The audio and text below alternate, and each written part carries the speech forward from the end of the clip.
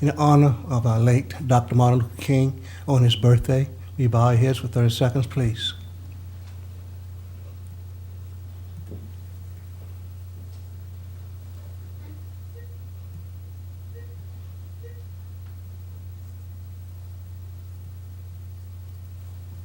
Thank you. We'll start the afternoon off with Mr. Meadows doing the invocation, followed by the Pledge of Allegiance. Mr. Meadows. Let us pray. Our Father in heaven, we thank you for this time that we have to come together tonight. We thank you for the outstanding governors, honors, nominees in the audience tonight who will be recognized. Please lead, guide, and direct us in all the decisions that we make so that they are in the best interest of our system and our students and our teachers. In thy name we pray. Amen. Amen. Please rise for the pledge. I pledge allegiance to the flag of the United States of America and to the republic for which it stands, one nation, under God, indivisible, with liberty and justice for all.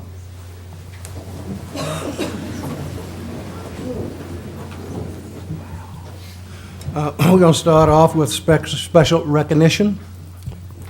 Thank you, Mr. Chairman, and good evening, ladies and gentlemen of the board. Tonight, we have over 30 students to recognize for making it to the state-level interviews for the Georgia Governor's Honors Program. The Governor's Honors Program, known as GHP, is a residential summer program for gifted and talented high school juniors and seniors.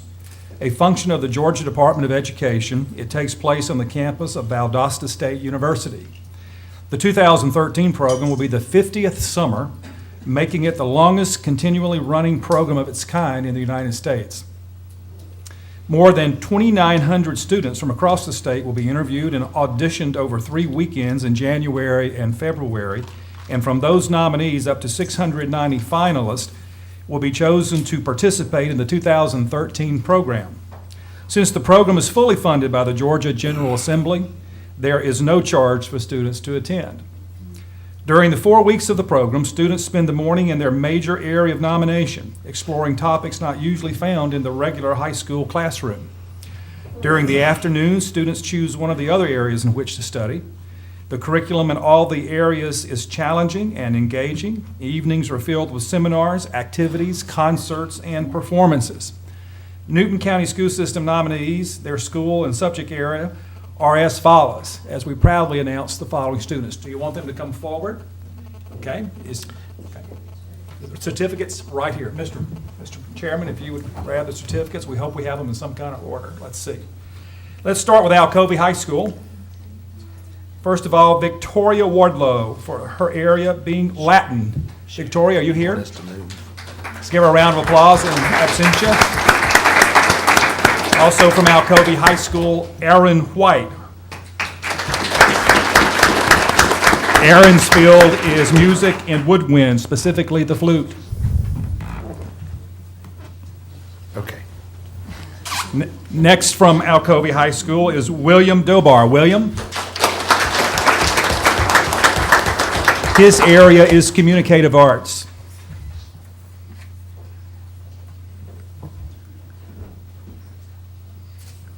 Also from Alcovey High School is Emily Bryans. Emily? Her area is mathematics. Next from Eastside High School, Rebecca McKelvey. Rebecca?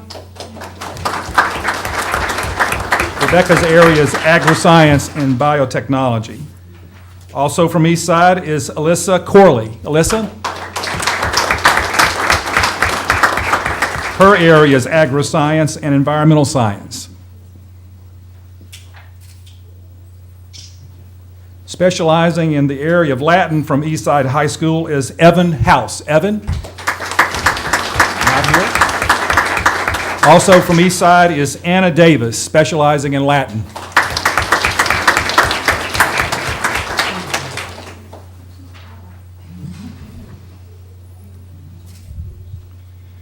Next from Eastside is Kayla Kennedy, specializing in Latin.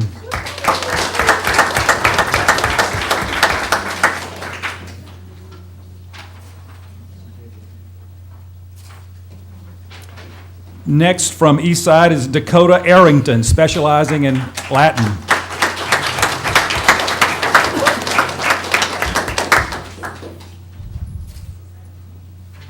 Next from East Side is Andrew Oliver, specializing in social studies.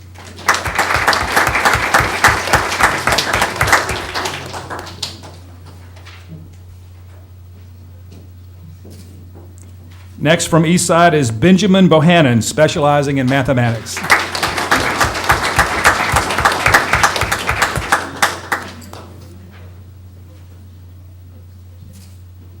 Next from East Side is Kaja Barrett, specializing in communicative arts.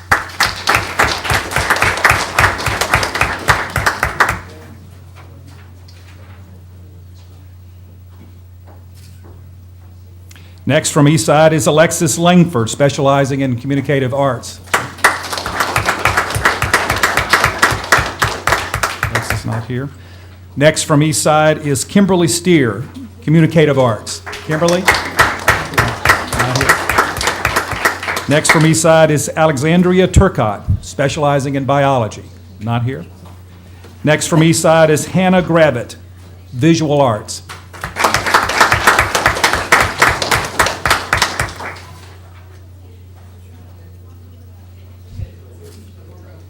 Next from East Side is Samantha Thompson, visual arts.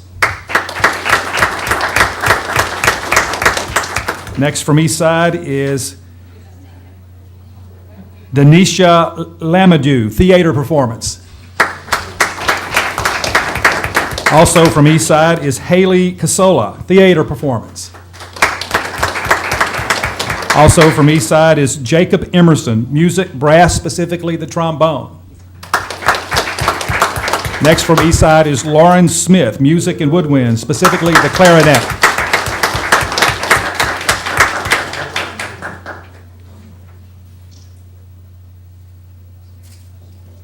Next from East Side is Catherine Elise Barksdale, dance.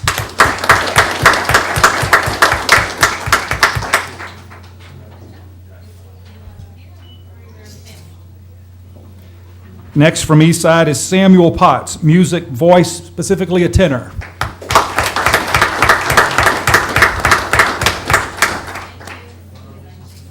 Samuel, did you see Les Mis? Very good. Very, very good.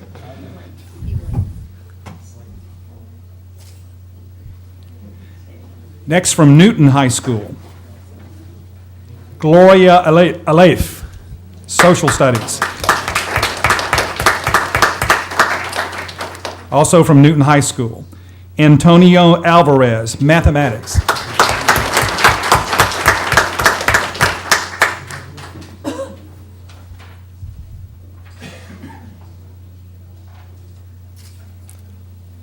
Also from Newton High School, Kelsey Foster, music, brass, specifically the trombone. Also from Newton High School, Brandon Hayden, theater performance.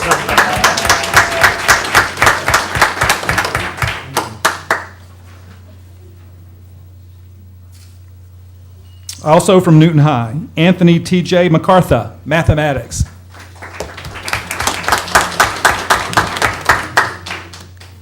Also from Newton, Kanya Morris, music, brass, specifically the French horn.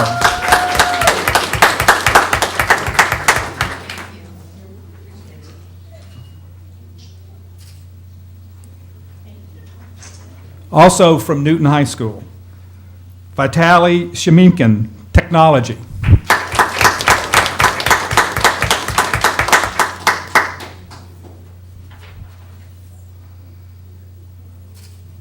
And last but not least, from Newton High School, Craig Thomas, music, brass, specifically the trumpet.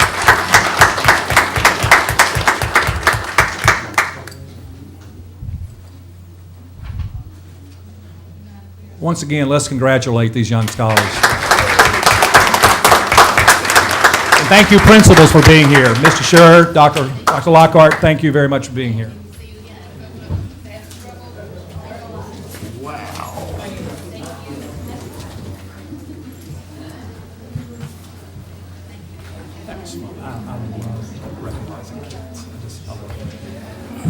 They left you a lot of room, Dr. Lockhart. They left you lots of room. That's a fun way to begin a meeting.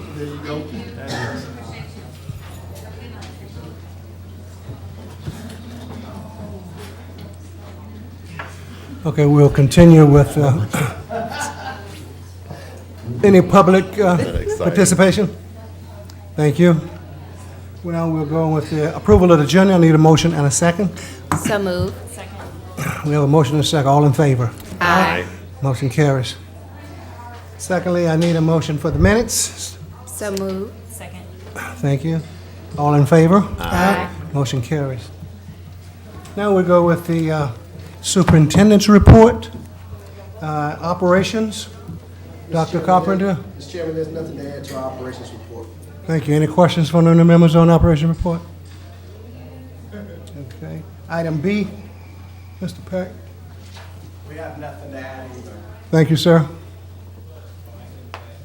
I need a motion to approve the superintendent's report.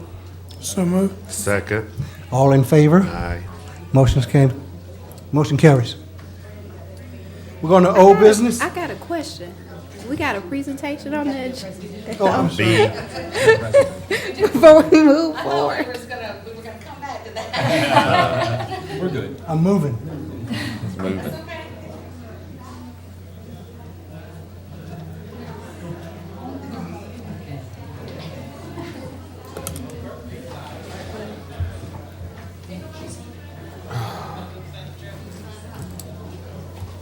Well, Mr. Peck said he didn't have anything. She just On added. the curriculum. Thank you. Per the board. I think you'll be able to hear us from there. Good evening, Mr. Chairman, board members, Dr. Matthews.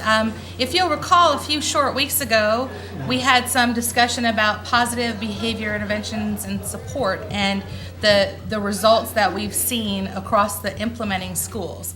And so we are here tonight to present the information that you requested. In addition, we've assembled an esteemed team led by our behavioral specialist, Donna Hooper, Christine Peebles, our behavior intervention and specialist, Dr. Lockhart, principal at Newton High School, Ms. Joyce Cavella, principal at Clements Middle School, and Mr. Sauls, principal at Cousins Middle School.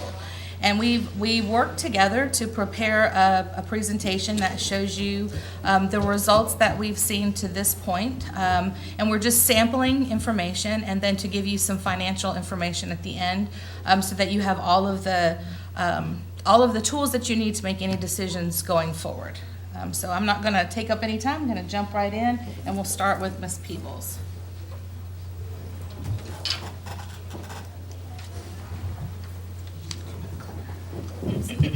All right, good evening. We're going to talk to you and give you kind of just a general overview about what PBIS is. And you'll see as we go through the presentations that PBIS, SWPBS, and PBS all are used interchangeably, meaning positive behavior interventions and supports.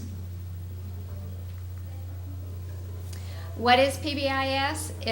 Generally, it is a framework. It's not a curriculum. It's evidence-based and research-based, and it's proven to reduce disciplinary incidences and increase school sense of safety and support improved academic outcomes. The premise of PBIS is that it's a continual teaching combined with acknowledgement or feedback, and positive student behavior will reduce unnecessary discipline and promote a climate of greater productivity, safety, and learning. Currently implementing in Newton County, we have a total of 6 schools, all 5 of our middle schools plus Newton High School. With some limited PBIS, which Middle Ridge and Porterdale began about 3 years ago. They piloted with an outside agency, PBIS, and they continue to work with PBIS and also Flint Hill. And here is going to be an outline of the steps in the PBIS process. To begin with, the exploration, the foundation, we've been in contact with the folks down at the State Department, and we organized and brought together a district team and did a self-assessment with them. We created an action plan and got a commitment from our district team. Our district team consists of many of the folks here at the Board of Education. The DOE has been involved with us. Mimi Gudenrath and Justin Hill have come out on numerous occasions to assist with us, and Donna and I as district coordinators as well, and they've come out and visited the schools. The implementation process requires school involvement and a commitment by the schools. Individual school training, preparation with administrators and staff. Establishment of a PBIS team. Each of our schools have a team of members consisting anywhere from 6 to 8 and sometimes 10 folks that work at the school level. They complete a school assessment overall with all staff, and they also, the team itself does a training, and each of the schools went this summer and participated in a 3-day training, and then brought all that information back to their school and to the rest of the team members. The schools complete an action plan, and they also have one of the state requirements is to implement SWIS, which is a school-wide information system, and it's a database information where they keep track of the disciplines that take place in the school, and then the teams meet and they can take a look at these data sheets and then make decisions on a school-wide basis. Sustainability, ongoing training in schools and state training. Webinars, there's the State Department produces a PBIS webinar monthly, and this is for district coordinators and PBIS coaches. The PBIS team at each school level, they meet monthly, and as I said before, they review the data, the discipline data for each of the schools, and then make decisions based on that. The PBIS team conducts surveys periodically of both teachers and staff during the staff and students during the year, and then also the annual PBIS team does revisions and updates, and we have not yet, but we are planning on doing a 1-day kind of refresher training with our PBIS teams. And another part of PBIS is to secure funding across stakeholders with Newton County. Okay, next what we're going to look at is basically the impacts that PBIS, what we like to call it, you know, us educators, we like to use a lot of acronyms, and PBIS does impact bullying, dropout prevention, discipline referrals, in-school suspensions, out-of-school suspensions, creates a safe environment. It impacts attendance for both teachers and students, because embedded in the PBIS process is also motivation systems for teachers as well as for the students. It impacts academic performance, because if you have your kids in school and not dealing with discipline, then they're getting more teaching done. Student and teacher morale, a positive milieu of the school and community and family involvement. I did a little slide here. I thought it was interesting. We found that's very impactful when we were doing our training with our principals, that we looked at the time that a principal or administrator spend in the classroom when they're dealing with discipline issues, and the amount of time that kids are losing teaching time when they're out, when there's discipline issues. And you can see we used a fictitious name, but actually the numbers are real. For Newton County, we have a school here, it's average number of referrals per year, 1,023 in 2010, and in 2011 we had an average for the year of 950 referrals. And that, on the average, you're talking about an administrator spending about 45 minutes per student when there's an incident or a referral, and then your student is out of class for an average of 45 minutes.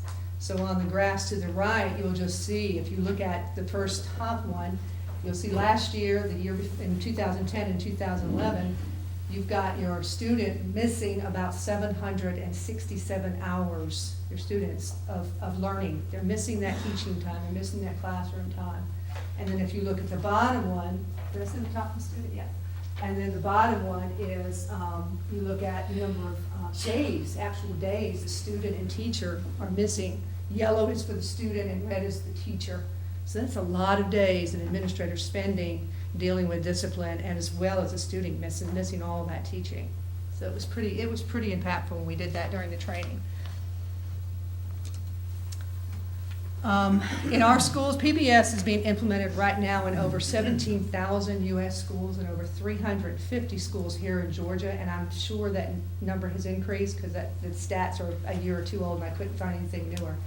The GADOE emphasizes the importance of each school being a voluntary process for them, because they have found that over years trying to push this into a school that maybe feels like this doesn't fit for their school, the implementation was not as effective. Schools complete a self-assessment survey. They use the self-assessment with the GADOE with the schools to see if there is really a need in their school for this.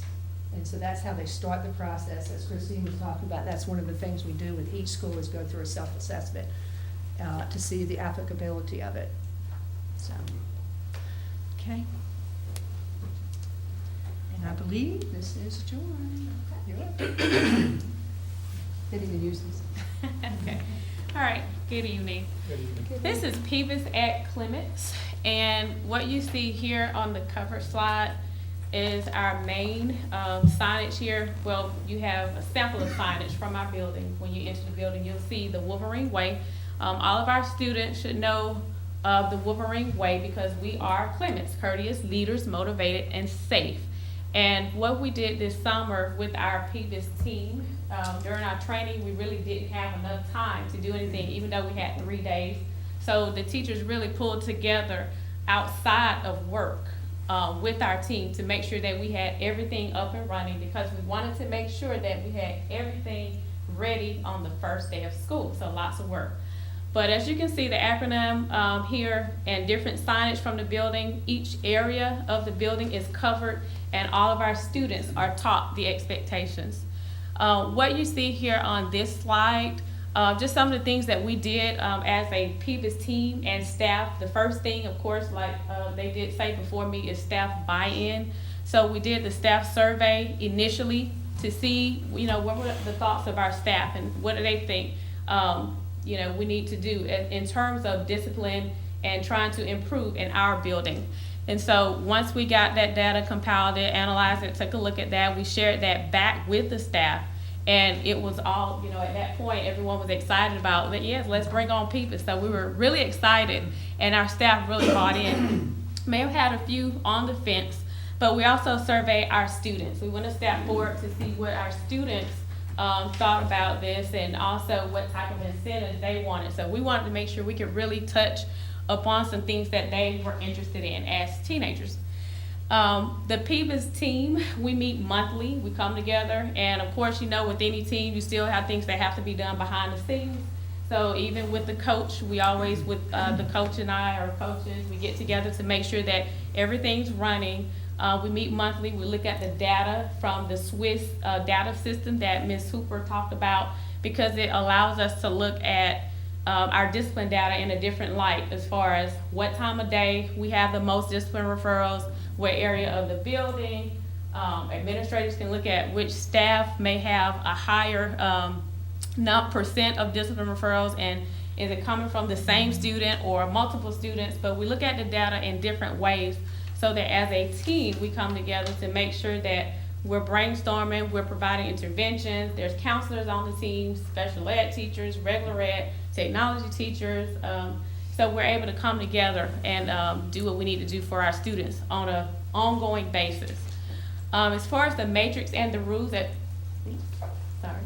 as far as the matrix that you see right here, this is what basically drives everything. We created it this summer, like I said, outside of the training, so teachers actually did not get paid for this work. They're a very dedicated team.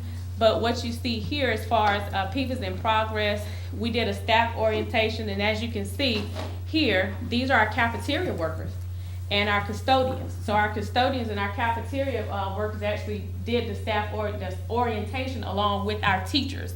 And you can see the teachers right next to them here, okay? So we wanted to make sure that everyone was involved and everyone in the entire building had buy-in. And as you can see below that, this is what we call our Clements Pride Pause. And so because everyone's involved, students know that everyone's looking. If they get a pride pause from administration, it's worth 5 points. From substitutes, visitors, custodians, cafeteria workers, it's worth 3 points. And from the teachers, it's worth 1 point. And so students can earn those pride pause, and they can cash them in, they can earn rewards, and they really, really work towards those pride pause. And once again, we said we did the staff orientation at the beginning of the year. We also did student orientations, where our PBIS committee, once again, we met this summer. We came up with a skit. We did that. We came up with lots of interesting scenarios. We involved students. We had videos, but we did a really, really big push at the beginning of the year. It was a lot of hard work. Like I said, they didn't get paid, but we wanted to hit the ground running when school started. So that was very interesting, but the student orientation, as you can see, was with the entire school, but at the top here, even at our administrative staff orientation paid off, because now you see different teams having orientations with their own team of students. They're having their own town hall meeting, and I was very impressed to walk by and actually see that, so I had to get a picture of that. But it really paid off, and that was in the month of December, and you'll see the data forthcoming. But just also some clips around the building to show you, what our student looks like in action. And at the bottom there, you'll see an example of what our PBIS survey looked like from our staff survey. Also, teaching expectations. This summer we worked on lesson plans outside of the training once again, so that the first 10 to 13 days of school, I wanted to make sure, and the team wanted to make sure that everybody had the exact same script, the exact same expectations that we taught to the students the first 13 days of school, to make sure by the end of that time, all of our students knew the expectations. We even thought about new students who enter the building, so our school council are prepared to come in, and once we collect the new students every month or every week, they even present PBIS to the new students. So we wanted to make sure we had everything covered. Implementation, student staff incentives, all of that takes money and items donated, because we have a school store. We give away gift cards, just trying to make sure that we keep the students and staff motivated. Fundraising is a part of it. We need to do a lot more, because as you know, some things get old. We have to keep renewing the store and keep coming up with different ideas. Okay. The next slide shows you some of the incentives for students and staff. As you can see here, this is some of the staff incentives to make sure that we're continuing to give out the pause, that we're continuing to implement it with fidelity, because sometimes at first when we start out with different programs or processes, it's a honeymoon period, but we want to make sure that it's always implemented. And so one way that we came up with making sure we can check on that was having the staff member's name. And so with that, sometimes we put all the pride pause in a bucket for the month, we draw names, and not only does the student get a reward, but the staff member does as well. So we try to keep those things going to make sure that staff and students actually are commended and rewarded for implementing PBIS. But also you can see we had chili dog parties, we have the school store where you see the exchange of the pride paw. So those items have to be kept up. School dances, staff versus student games, and gift cards. And students really, really, really work towards those gift cards. And you'll find that some students will work towards the pride paws and they'll never spend them. They just keep them because they are so proud that they actually have acquired so many. Okay. And the data for Clements, and I arranged it backwards so that you can see the difference from this year to and last year. But 2011, 2012 is actually the orange bars from last year, and this year would be 2012, 2013, the blue bars. So as you can see for August, this year we had 19 office discipline referrals, whereas last year we had 32. In September, this year we had 36, last year 112. October, 87, and last year 119. In November, we had some issues we were dealing with there. And we had to make sure that we produce videos, start producing videos, and we saw different things that were going on to educate our students so that we can decrease that number. And as you can see, things paid off in December, 29 referrals, whereas the year before we had 112. And with that, we do have a video that we would like to show you, an example of how when we see different things going on, when we're coming to the table and discussing data, how we use our PBIS team and our students to actually educate the rest of the student body and to see if it's making a difference. There we go. Okay. This is basically the same data that you were just sharing, just on a different format, so we talked about here. All right. Okay. Now, for the video. I'm gonna get it for you.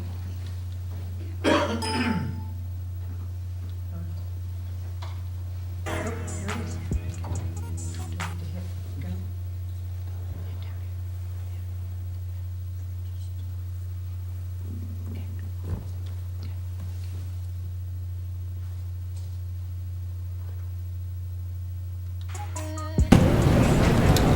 I am Amani Baker with the Clements Public Service Announcement.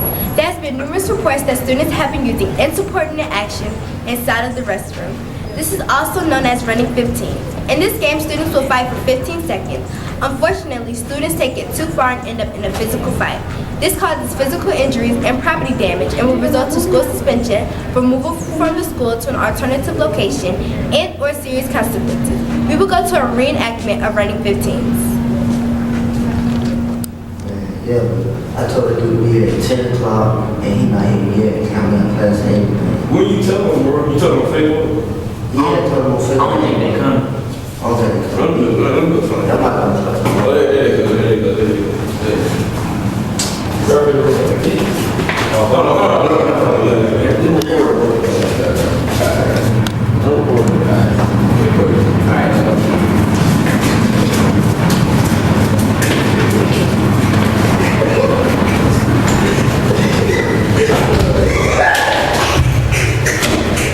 Somebody coming, bro. Somebody coming. Somebody coming. All right. As you just saw, this is not the Boomeroo way. Now let's show how these students are supposed to act in the restroom.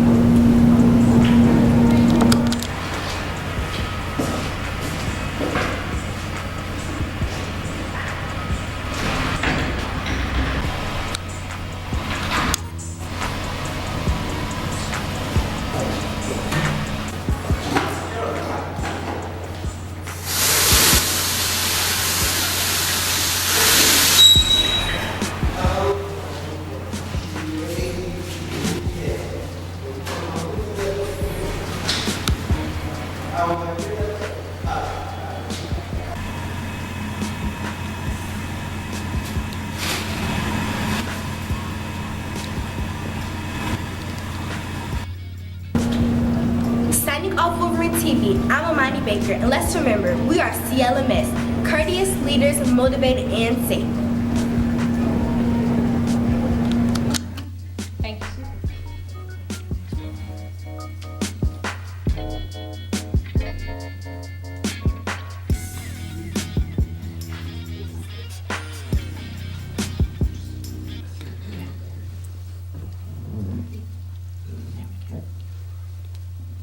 Good evening. Thank you for letting me be a part of the presentation, for being here this evening. I guess what I want to do more than anything is talk a little bit about, let's start with successes if we can. Let's start on a positive note. The successes, I want to talk a little bit about what we've seen, and it's been very positive for us at the school. I guess initially, there's a little bit of hesitation, and what we wanted to make sure of with our staff is that we're not presenting another program to the staff and thinking that they're going to think, okay, here's something else that we have to do. And so As other members of our group has presented, it was critical that we go in with and get positive buy-in. What we've seen at Cousins, at least, with student parent interest and buy-in, we wanted to make sure that we came forward with a positive presentation. I remember at the beginning of the school year, we said it's coming, and we wanted to build this anticipation from the students and from the parents, knowing and understanding that something was coming, although they didn't completely understand what was coming. We used our morning show program to go forward and present that. The use of our Cardinal Cash, you see one of the examples of the Cardinal Cash there, which is the currency at Cousins Middle School. I can't use that outside of Cousins, but of course you can use that in at the school. And that was a positive thing for the students, and they were very interested in knowing what do we use this for? What is the purpose of that? And of course it was critical that we do that. But what we've seen is that has been a success for our school, at least, is the student parent interest and the buy-in that we've had. We also sent out a letter early on to our parents to let them know what this was going to involve, and we've gotten some very positive feedback from some of our parents about what they've seen in the school as a result of the implementation of the PBIS. Staff support and consistency, we feel like, has also been a success at Cousins, and you're going to see when we get to the concerns that consistency is also under the concerns, and the primary reason for success, at least from consistency and staff support, is that what we've seen is that we've got more consistency across the school in terms of expectations. I know that one of the things we've heard from our students is, well, when I go in this teacher's class, these are their expectations, and then when I display that in another class, maybe that's not the expectation. So what it has done is it's promoted the idea of consistency among our staff in terms of the expectations for student behavior and in terms of what's expected in the classroom. Students are more aware, I guess, of what the expectations are. So that's, we feel like, has been a success at Cousins. Decreased discipline issues. I will say that I like to term myself being from the old school, and I think, the expectation sometimes is that we think students should behave and do the things they're supposed to do just because they're supposed to do that, and there should be consequences for negative behavior. But what we've seen is a decrease in our discipline issues, and we feel like that's been because we've been focusing more on the positive things that students have done. And I know that in the past, the students that are going to come in and behave and do the things that we expect them, those typically go without being noticed, and the focus becomes the kids who have been to the office and get in trouble. And so this is what we've seen then is a focus on the positive behaviors. And again, we'll look at the data. We've got a similar slide to what Ms. Scavella had that will show that we have a decrease in the discipline issues. Another success has been the Cardinal Cash itself. What you may ask is, can a Cardinal Cash, a Cardinal Buck, get you at Cousins Middle School? Well, it would be VitaPup, which is the old slush puppy, which is very popular around the school. Also gets you a school store item, and we've come up with what does $1 equal in the school store? And so we've had to, that's been quite a challenge actually, is trying to figure out if it costs us this amount of money to purchase an eraser, how much should that be charged to a student for Cardinal Cash? So we've had to come up with some situations where we've created that. So that's been a success in terms of what they can purchase. Also entry into games, which has also been a popular thing with the students being able to come to particularly with our sixth graders who are new from elementary school, being able to go to the football game or the basketball game, getting that Cardinal Cash and turning that in instead of having to fork over some actual money. Let's look at the concerns, and there are some concerns that we've got at Cousins Middle School in terms of implementation of PBIS. First of all, here you go, consistency, and I think probably the consistency in terms of making sure that all of the teachers are being consistent. For example, you go down the hallway, students are walking on the right side of the hallway, they're doing what we would expect them to do, and they're doing what we ask them to do. Teacher may notice the student in the front of the line doing that, may award a Cardinal Cash for that, and there may very well be a student 2 or 3 back who's exhibiting the exact same behavior who may not get that same Cardinal Cash. And so that's created, well, I was doing that, why didn't I get the Cardinal Cash? So being consistent in terms of the positive behaviors, making sure that we're consistent there. Also, making sure that all teachers are participating. We may have one teacher that's a little bit more liberal with giving out the cash, and so that may become an issue relative to this teacher who may not have completely bought in and may not be as liberal with giving out the cardinal cash. To say that it has not been a financial burden, I think would not be completely fair. It has created a little bit of a financial burden for us from the principal's account, trying to figure out, first of all, and go ahead and talk about the incentives, trying to stay recent and trying to stay up to date with the incentives. For example, we had a dance earlier in the year. The 6th graders were extremely excited about it. The 8th graders, not so much. And I don't know if that was because we had 8th and 6th going to the same dance. Certainly that could have been it. But trying to realize what are the things that the kids are really wanting. My son, who actually goes to school at Cousins, told me that he's very interested in being able to listen to the headphone, the Beats or whatever, listening to his music in the cafeteria. So we're trying to figure out some things that the kids really want to spend their money on, but it has created somewhat of a financial burden for us in terms of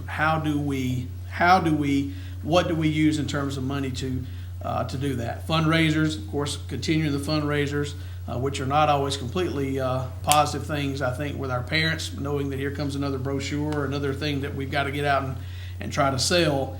But it's a balancing act, trying to figure out what to buy and then where we're going to get the money to do that.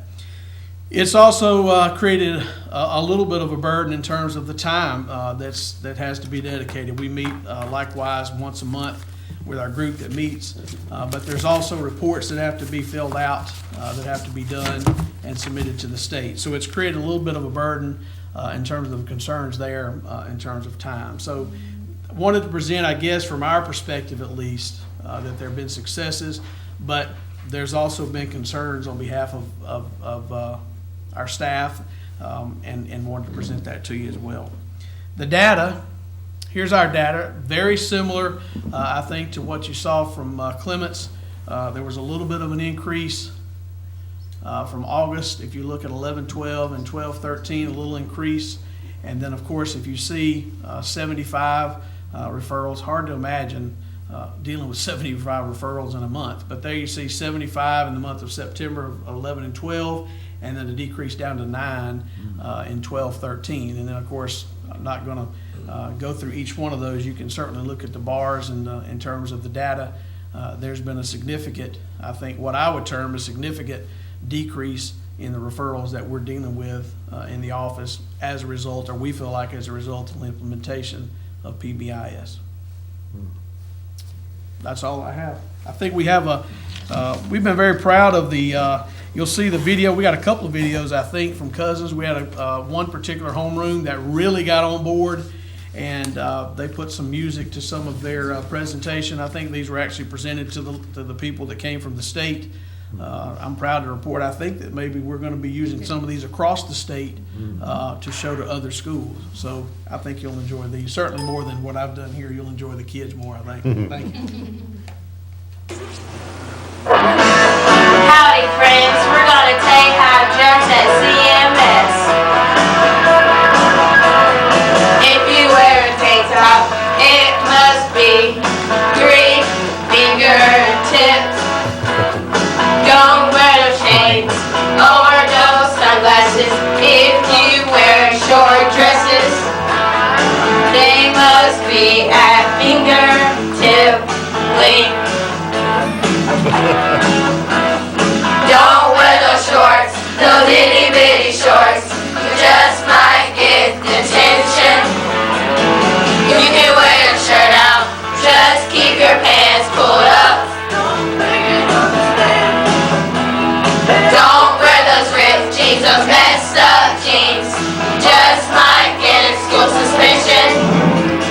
If you wear a hat or sunglasses, they must be worn outside.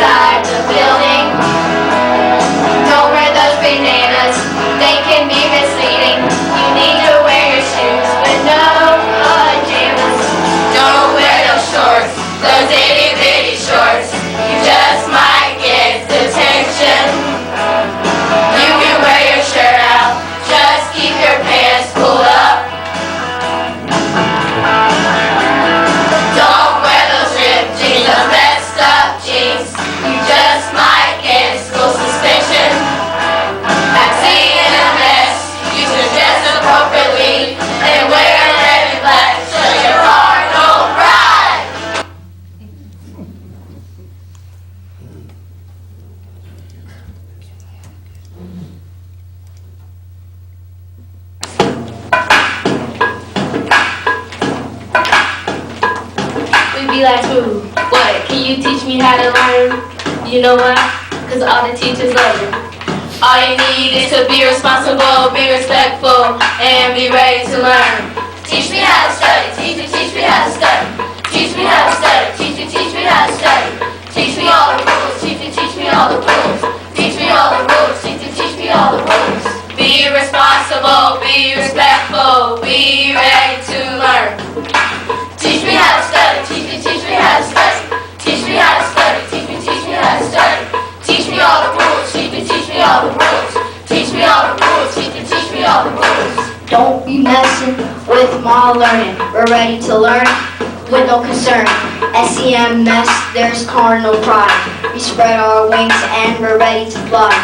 Teach me how to study. Teach me how to study. Teach me how to study. Teach me how to study. Teach me all the rules. Teach me all the rules. Teach me all the rules. Teach me all the rules. Be responsible. Be respectful. Be ready to learn. Carnal pride.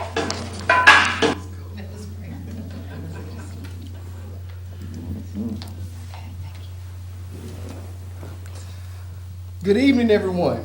Good evening. Okay, it is about 15 minutes to 8, so I know everybody's ready to do a little bit of math here. Okay, let's see. Complete the following math problem. As of April 10, 2012, Newton High School's administration handled 2,665 discipline referrals. Now, let's multiply that number by 45. You say, well, don't worry, I'm going to help you out here. You don't have to pull out a paper and pencil. 45 is the number of minutes of student time lost during that particular year. 119,925 minutes lost by students. Now, let's multiply it by 30. 79,950 minutes of administrators' time lost.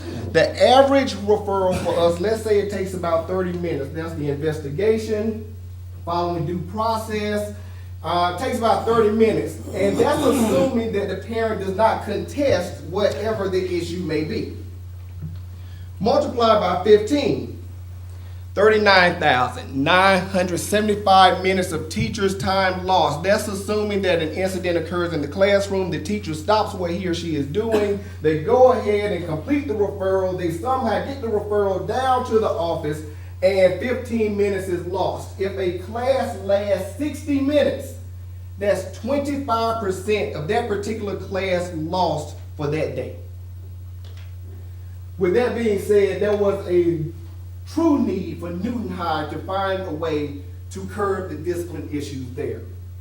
What you see here are just some of the student rewards. We have a lot of programs as have already been discussed by the previous schools. What I just want to share here is that before PBIS, we did not have a deliberate, intentional program that really made our school come to life. Our walls were sterile. Keep in mind, this is a high school. Some of you remember when there were no walls at Newton, but then we had walls, but the walls were bare. They were sterile, they were neutral, there was no life. We now have life to our school, and the students, they care about that. To go into it a little bit more, we also make sure we spotlight our teachers. The PBIS program has given us a formalized way to make sure that we highlight teachers' work and take care of them as well. Down at the bottom, you'll see some artwork we decided to put there. The school is just like your house. You have to try to make your house come alive and stay vibrant, and so that's what we were trying to do. You'll see over here to the right, where you see Rams going down. Our NHS expectations are being respectful, accountable, motivated, and successful. One of our foreign language teachers put those words in Spanish for us. And then you have a few homework passes that you can see here. Now, with our implementation, faculty and staff buy-in is crucial. Deeply held traditional beliefs must be reevaluated. That's something that Mr. Stalls mentioned just a moment ago. I'm like him. I was a traditional thinking person, but it's a different day, and we have to make sure that we reach every child wherever they are. You must have a strong core team to model and enforce the processes. Everybody in your building is not going to be on board with this particular philosophy. So you have to have teachers who can get people to where they need to be. The commitment levels must be high and ongoing. Again, it's all about having that very strong core team to make sure that everybody's doing what they're supposed to do. Going back to consistency. Consistency in enforcing rules has to occur. For example, let's take being tardy to class. If we all had to define what it meant to be, or what it means to be tardy to class, and we were to write it down, I can guarantee you in this room here, we would have a few different definitions. I found with my staff, some people look at tardy, you're not tardy if I can see you running down the hallway. Some people say you have to be inside the room. Some people say instruction has to have officially begun. So again, we had to try to find out what we need to do to make everybody get everybody on the same page. Incentives, just like the other schools, we have to have incentives. At a high school, it's a very interesting process trying to get the right incentives. One thing that we've learned, students like stickers, no matter what age level they're at. The thing about it is that they don't like them for very long. So you have to make sure that it is very novel, you have to be creative, and again, we all have budgets. So you're trying to find a way to make the program stay vibrant while having a budget. And this is a constant work in progress. We've seen a lot of success. However, we have a long way to go. And it's gonna be a process that we're gonna go in and year out. And as we go through our second year, the amount of training is still going to be just as great. We still have to try to make sure that we're doing everything we can to reach the students. So, with that being said, what are we seeing at Newton High? Again, 1848 students, so somewhere around there. If you will look in the first semester from 11-12 to 12-13, you'll see that every month there has been a decrease in the number of office referrals in comparison to the prior year. We attribute a lot of that to our work with our positive behavior program. Now, this one is even more telling. I became interested in trying to see where we really came from. So we go back 12 years, all the way to 2001. And we looked at the first semester from 2001 all the way up to the first semester of 2012. And we went from 3,573 referrals in 01 all the way down to 908. We are really proud of that progress. Now, but at the same time, there is something I need to mention here. Yes, with those 908, you're looking at mainly tardies and skipping class. Now, in that 908, you still have some major issues. You have fights, you have stolen iPhones, you have marijuana, you have drugs, you have alcohol. You have a lot within that 908. I am proud to say, though, even though that is an issue with 908, it's still not 3,573. As the old saying goes, remember the good old days. Well, when it comes to this data, we're living in the good old days right now. And that's the data again. And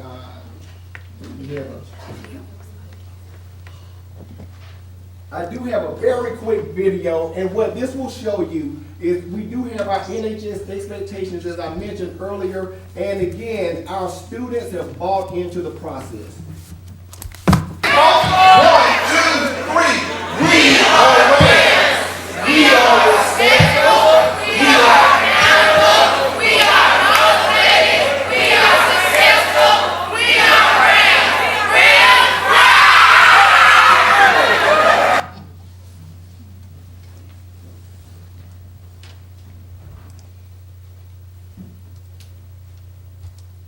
Okay, so the future of PBIS. we will have to provide continued support for the current implementing schools, so the 5 middle schools and Newton High School. Alcovy High School had already approached us during the summer to join the next school year, so they're on board. Mr. Chur is here, and Eastside has committed to participate. Flint Hill is an example of a school that is not officially a PBIS school, but they're working through trying to figure out how to implement officially. So we've added Flint Hill as a school for FY14, and then Live Oak. As you heard earlier, there were some schools that started the PBIS process a few years ago, and they will have to be reconstituted and reinstated because one of the troubling pieces of PBIS is the consistency part. So it's consistent, being consistent is a success, but it's also a challenge in that as staff turns over, there's a constant need to retrain and provide support for new teachers and new administrators. And as they leave, the PBIS process has the potential of dwindling.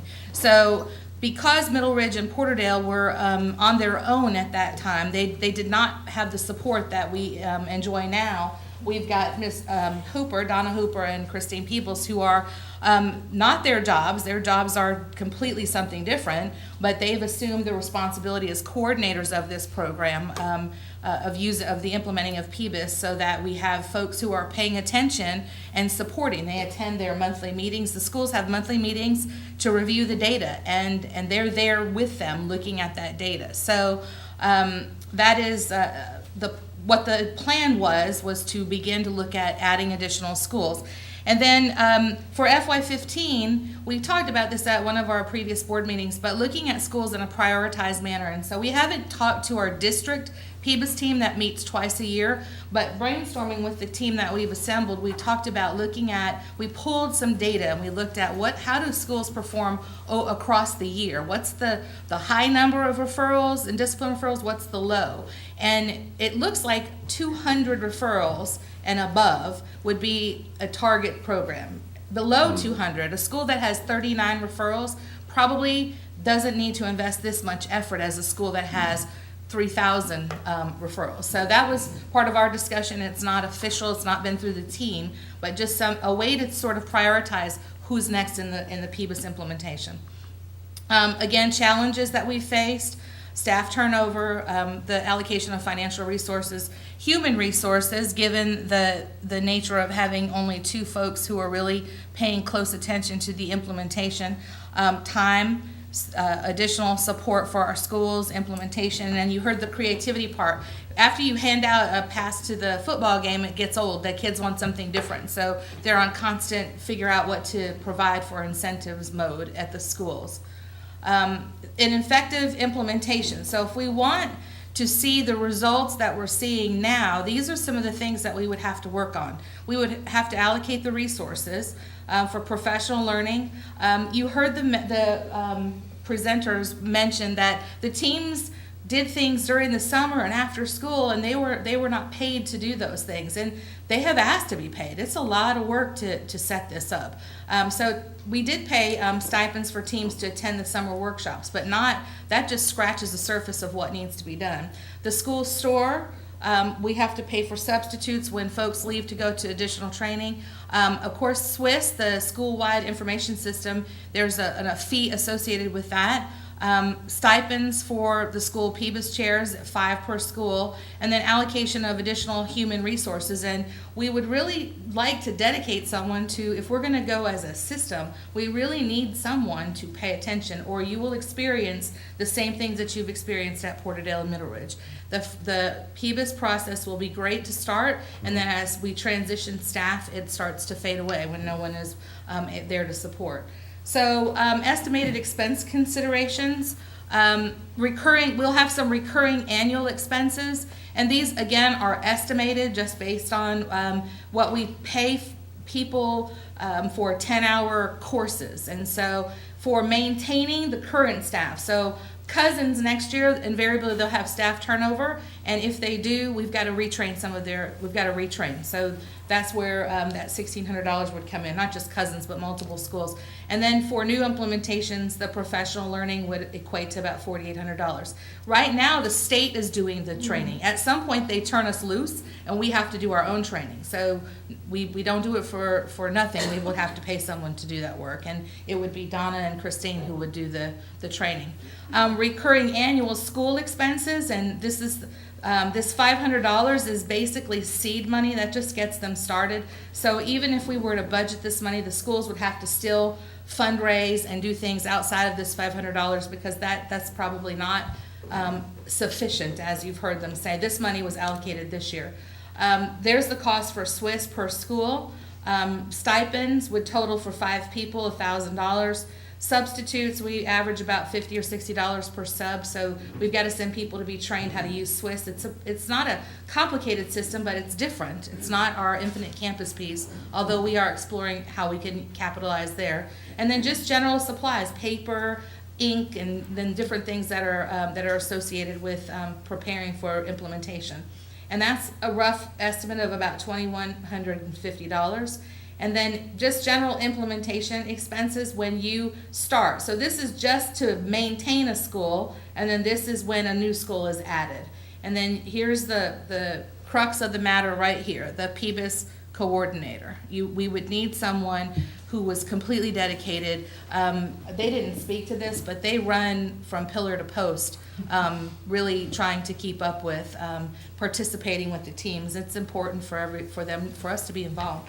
And then just to capture all of that in a fancy chart, just looking at an implementation, so we get to our total number of schools minus the charter school, and then any recurring expenses and the total, and then the initial professional learning, notice that it says not applicable because the DOE is with us these first 2 years, and then it starts to accumulate, and then ongoing professional learning, and those would be recurring expenses. So I just wanted you to have information. Again, it's rough. It could be a few more dollars, it could be a few less dollars. Just depends on the needs at the time. Any questions?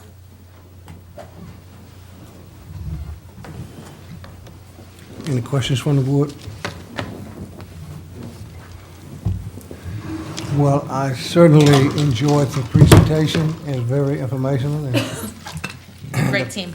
and the cost associated that was quite revealing. Yes. I personally thought it was a freebie, Yeah. so I learned something. Well, thank you. So I appreciate it, and very Thanks for working off the well clock. job Yes. done. You did a great job. Thank you. Thank you. Got everything you need? Our next item, Thanks, we need Mr. approval of the superintendent's report. Can I have a motion? And second, please. Can I get a second? We already approved it. We didn't get a vote on it because I was empty. She brought it to my attention that we skipped. We did A already. We didn't do B. Let's, for B, please, a motion and a second. So moved. Second. All in favor? Aye. Aye, motion carries. Old business? Ms. Fury? There's nothing to add to the J section. Jay. We have to approve this tonight, correct? Yes. Okay.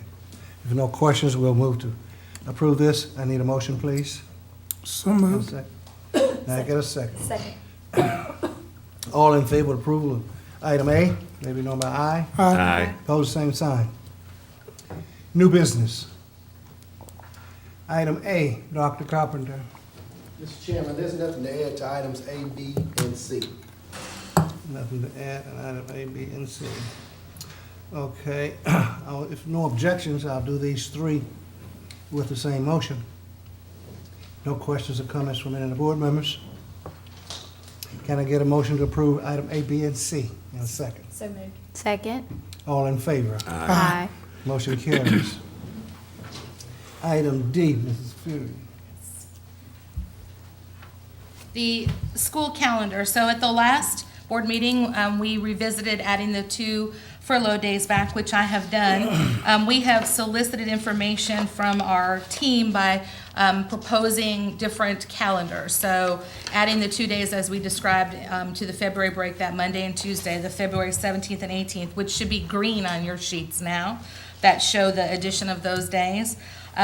We actually explored adding the 2 days on the front of the year, adding a day first semester, a day second semester, and because of the balance calendar and the breaks that are already in the calendar, it sort of makes for the kids having to come back after Memorial Day. So that didn't seem like a viable option. So tonight we present to you the calendar with the additional 2 teacher days and 2 student days, adding February 17th and 18th. So the superintendent recommends the approval of the attached 180-day student calendar and the 180-day teacher calendar.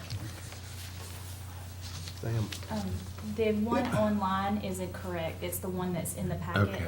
Yeah. Is the one that you need to go by. So Sorry. adding those 2 days, you mean those are days added back to pay also? Correct. They are, So it makes it 186 days. yes. Did I say something different? Sorry if I did. Maybe I said it incorrectly. It's 180 student days, so the kids will come to Okay. school on February 17th and 18th, and the teachers will be there to work on those 2 days as Right. well, which adds their 2 days back, but also puts them in front of our students again for 2 additional days. So, yes. I have a general question. Yes, ma'am. Because I don't know, I know what I'm thinking, but is there a reason why, like, we start school on Friday?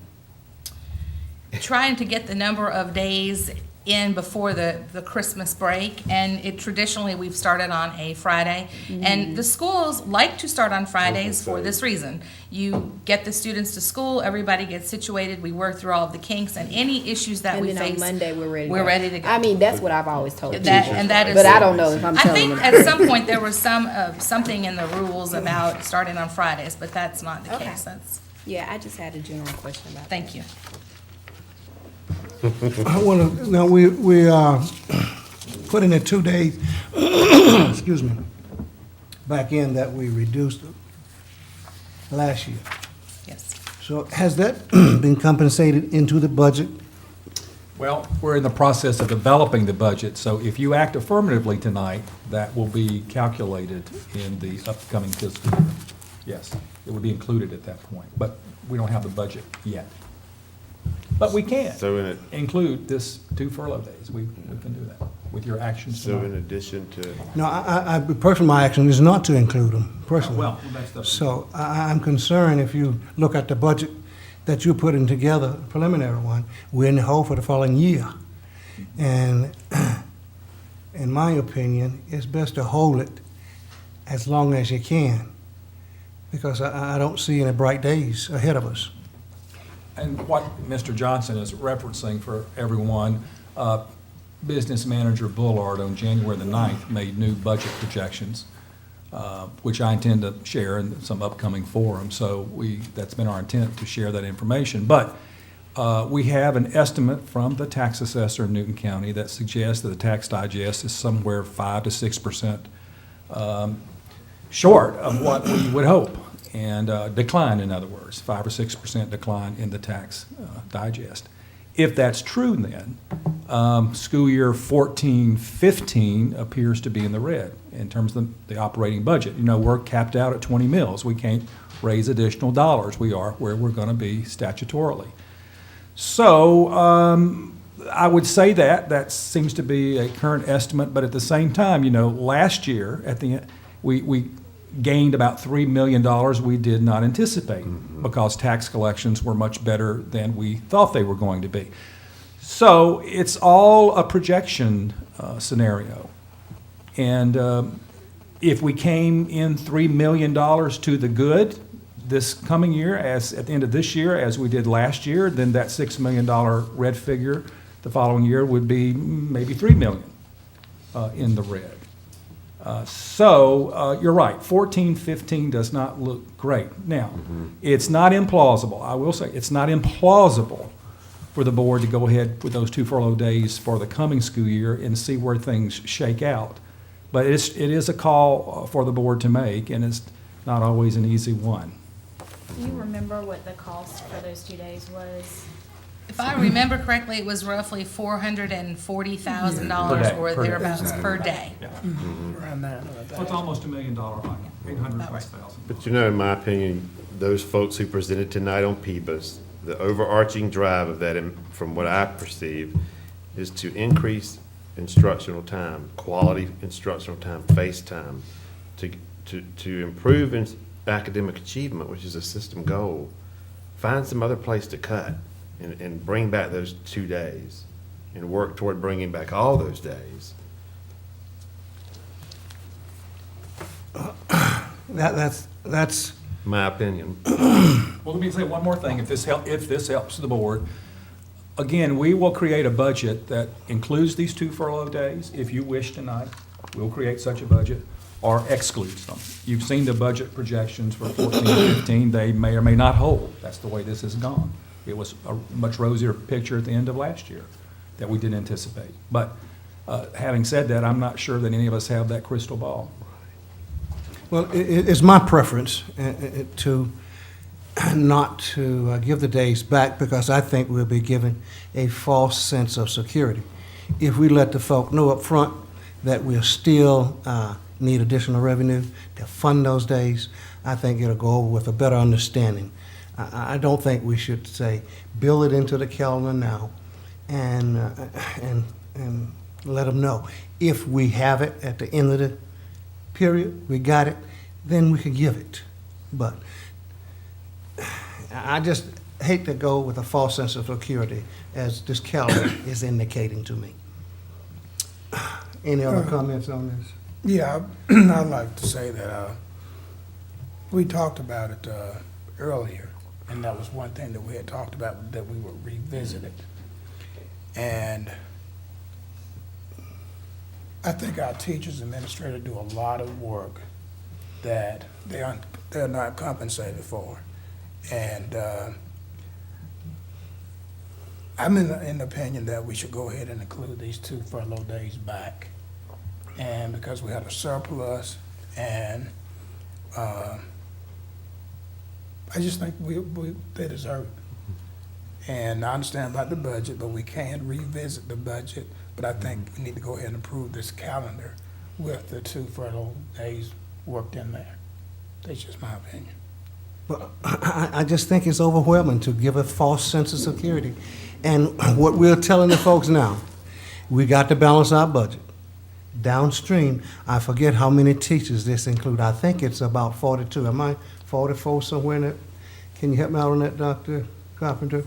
The 400,000 plus is equivalent to about 48 teachers or something? It's 40 divided by 60. Right. Okay. Whatever that is. He's got his calculator.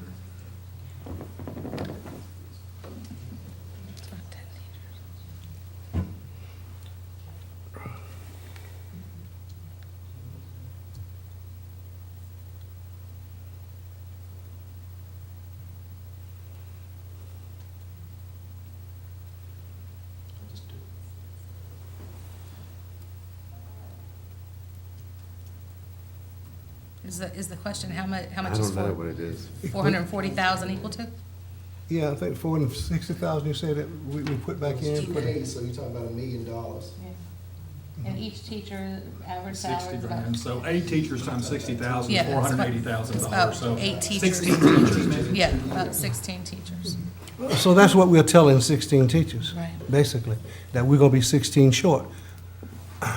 And the 13, 14 year, we're making that decision by giving the money back. 14, 15, right? Yeah, 14. 14, 15, excuse me. But we can wait later and refund it, just like we did last year. I will say, I'm usually the one to err on the more fiscal conservative, let's wait. But I agree with Jeff and Almond that we've got to do something. I mean, we've got teachers that have been working for 5 years or so, and there's not even gotten a step increase. They're still making first-year teacher salary. So, you know, if I had the money, I would up everybody's, but I don't. So I think in the scheme of things, for this being $1 million, in the scheme of things, it's not that much. We may make it, just like we did last year. We have it in the funds, and I think we need to do something for these teachers and all the employees as a board to show that, you know, we are looking out for you. We're not just keep taking things from you and telling you got to do more with less. So I think this is the least we can do. Because each year we put it off. Right. They're getting that much farther Well, they're behind. facing a 2% payroll Exactly. increase, tax So, increase. I just don't think we need to keep putting them further and further behind, because we won't be able to make a substantial increase later on. And I just think we need to, you know, go ahead and approve this. I'm not saying we shouldn't give it back. I'm saying we should tell them what's up front now, what we're facing, and let them know. Don't wait till the last minute and say, uh-oh, we should have done this in the next fall, in 14, 15 years. But anyway, no other questions. We will vote on the superintendent's recommendation. Any other questions? So we're Yeah. voting, so, Go ahead. well, so the motion on the table is to vote in favor of the 186 days as this piece of paper Inclusive has. of the two. Inclusive of the 2 furlough days, so it would only be Given 2 days 4. back. That you added back. Given the 2 days back, Okay. 2 of the 6 days back. All in favor of the superintendent's recommendation? We need a second. I'll make the motion. Second. Second, okay. Okay, we have a motion and a second. All in favor? Aye. Opposes? Aye. Motion carries. The next item is... Mr. Chairman, I have nothing to add for items E or F. E or F? That's correct. I did see that the middle school student was using his handbook. Yeah. On the video. It's on the agendas. Working on it. Okay, if no objection, we'll combine E and F in the same motion and second.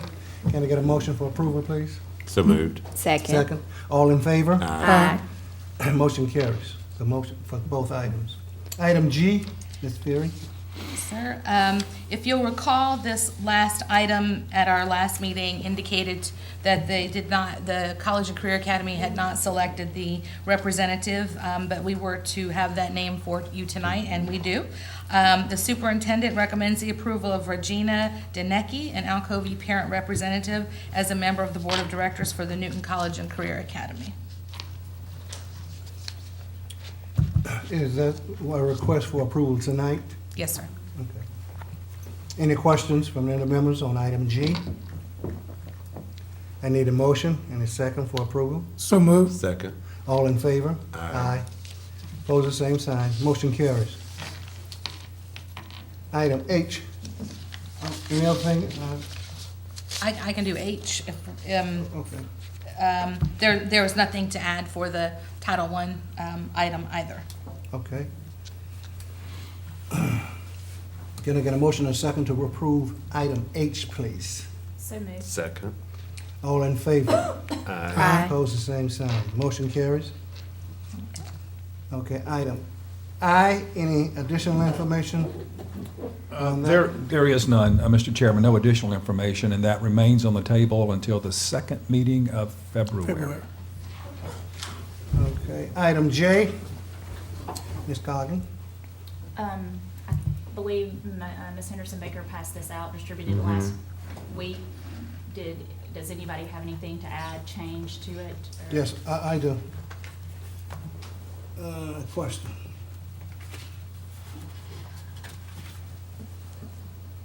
My goodness. It's under the federal, let me see here. Under federal legislation. It says the Newton County Board of Education urges Congress to reduce unnecessary mandates and regulations on schools. Yes, and can we identify some of those, assuming it's just an open statement? We could, we We could. can, I mean- We could. The only reason why I chose this statement this way, and I think Abigail, you had chose the same statement, is because it was listed this way on, I believe, GSBA. Yeah, there were several other Left it broad. As a schools broad system. statement, because we don't know for this year what What they they are. will Mm-hmm. mandate or regulate on schools. So basically- therefore, anything that would come down for them, Right. we would be They need saying. to fund if they want us to implement it. We're gonna have one other suggestion.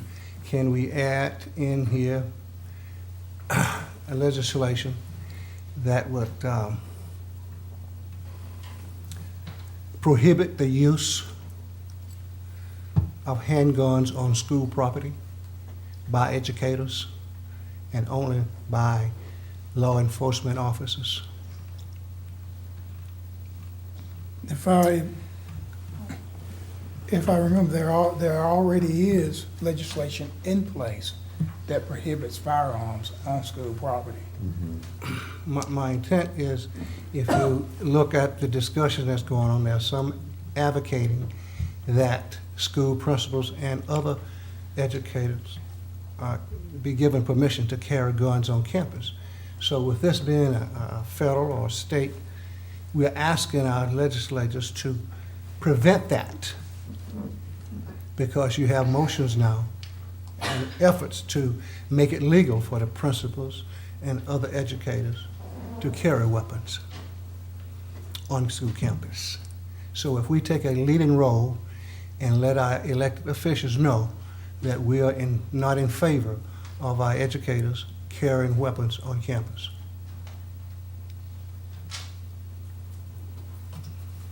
I would like to see that included in the legislative agenda. Any objections? No objections? Well, actually, if you give me time, I have one, but I'm trying to think of how to word it. My objection to that is that because it's not really in place yet, and because right now you have legislators who are pushing for it, but we don't know how far the push will go. At the same time, the vice president is still meeting with, or is getting ready to meet with, the NRA. So I kind of like to see how things would play out before I put that as a priority. My focus would be on, for me, when I was asked to choose legislative priorities or to work on this, I don't know about you, Abigail, but I know for me, my focus was to choose legislative priorities that would be strictly education-based. That was my focus.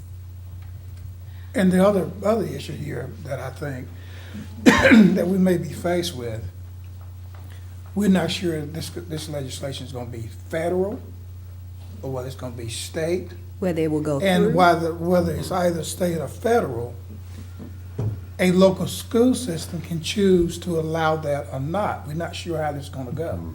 Because it may be a federal law, but the state could have jurisdiction over what they decide that their local schools may do. I don't know. So I think if we want to really focus on safety, I feel that we need to focus more on giving us funds with cameras. For SROs.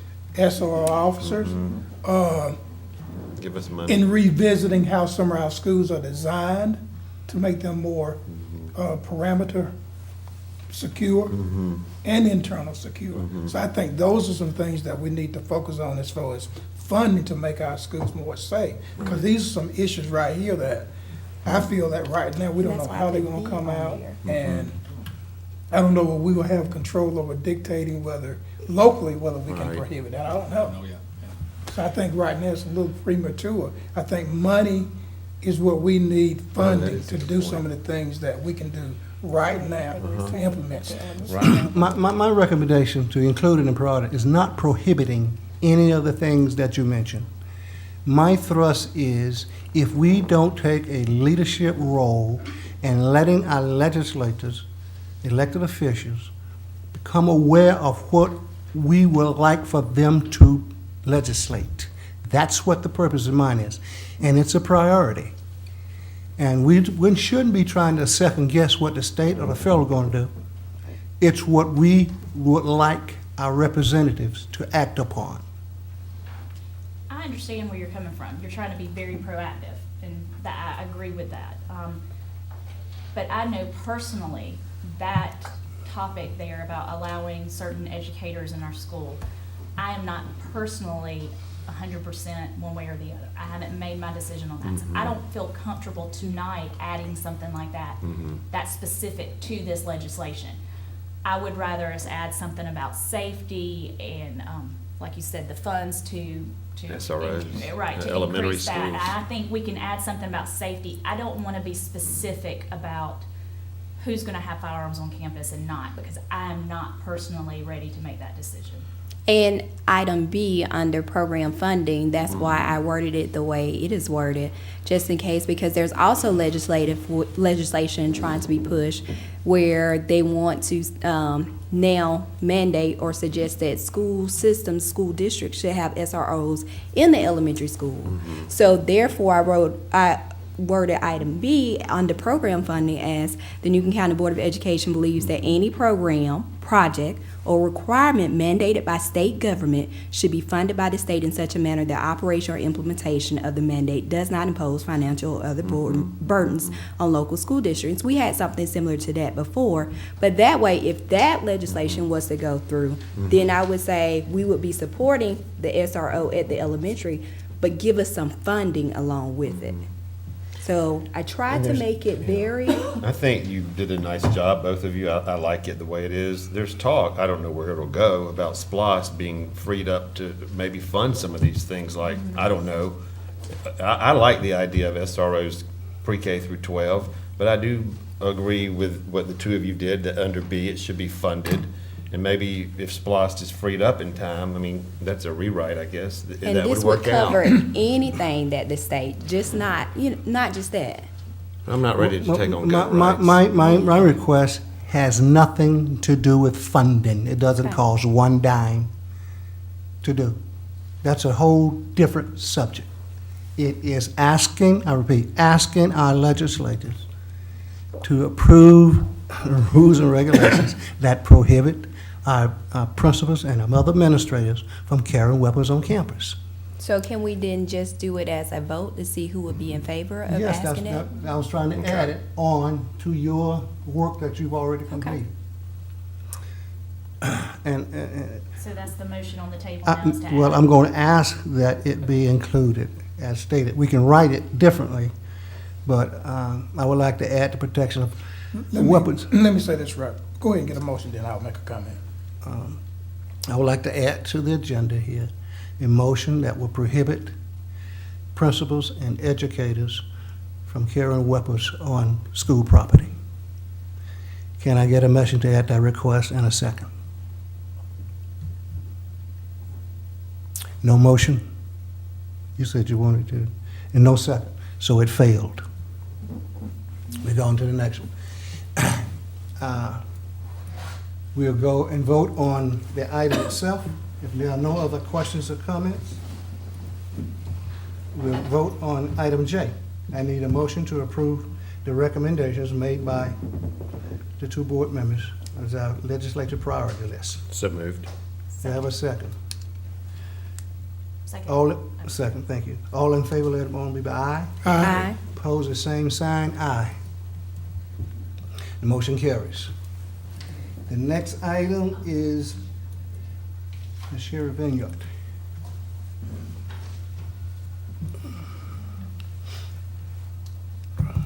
There's some certificates right there for those kids.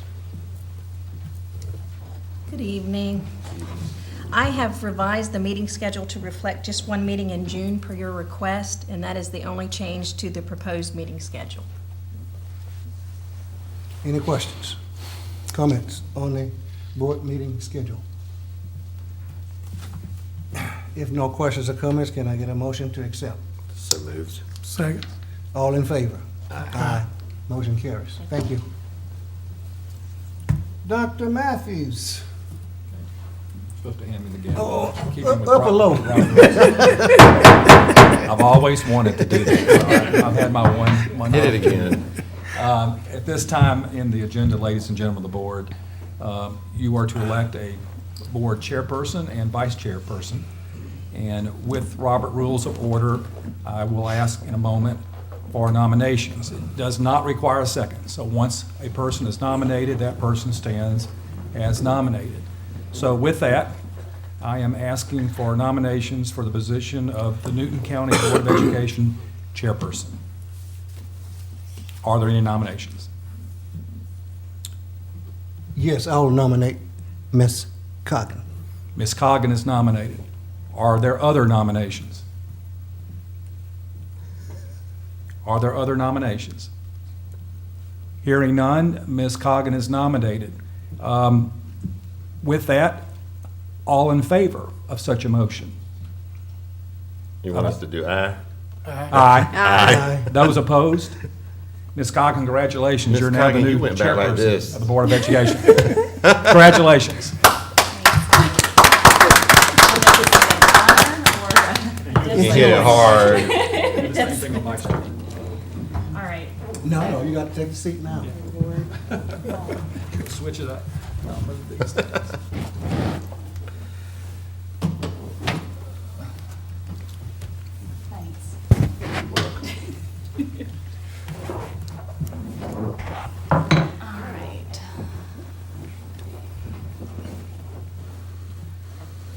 All right.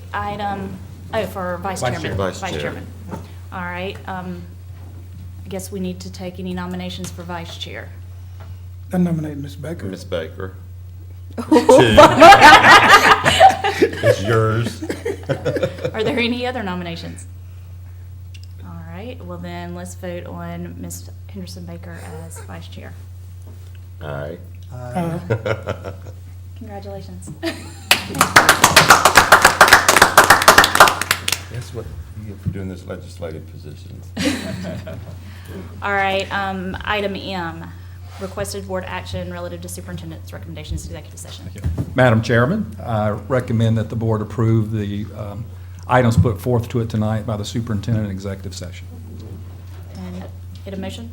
So moved. Second. All in favor? Aye. Motion passes. Any other matters of interest? All right, with that, I adjourn. First meeting. Congratulations. That's quick adjourned. I was trying to think of another matter of interest and I couldn't think of one.